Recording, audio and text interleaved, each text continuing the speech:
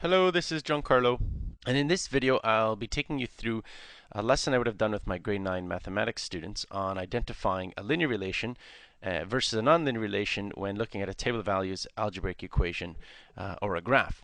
Now what I've done is I've split this lesson up into 4 parts, and I'll show you what these parts look like.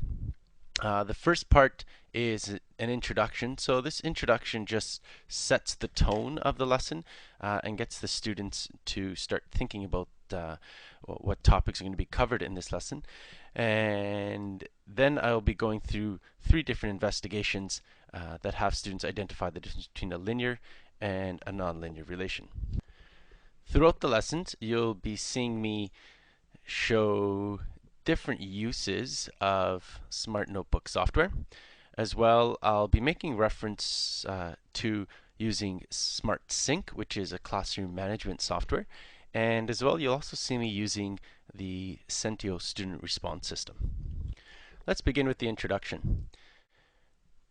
What I start doing is I start relating this particular topic to a previous unit. In this case, the slide you're looking at was taken from the data management section, which we did several weeks ago, and I just literally copied the slide to remind them that we were looking at different types of relationships. So students had to create scatter plots and lines and curves of best fit, and we fit these different models. Well, these models, I now tell them that represent different types of relationships.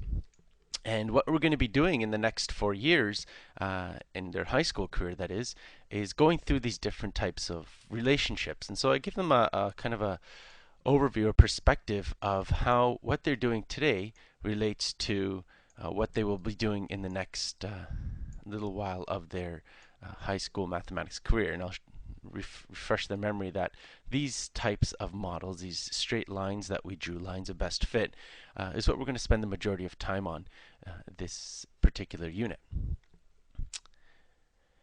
So I'll begin by asking them the question how they would be able to tell the difference between a linear and a nonlinear relation. So I'm just going to cut this question mark out, and I invite students to come up and brainstorm how they think they would be able to identify the differences. Now, just a note, you'll notice this little button here. What I like to do is I like to refresh my memory as to the purpose of my slide. So you'll notice here I wrote a little comment that I want students to brainstorm together their thoughts.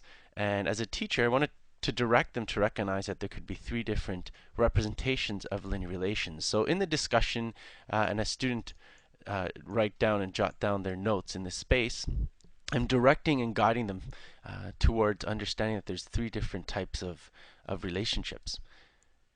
And once I've guided them to that, I will take them here and tell them, well, formally, if they haven't already come up with the words, that yep, there's 3 different ways of representing relationships, either via graph, via a table of values, or through an algebraic equation.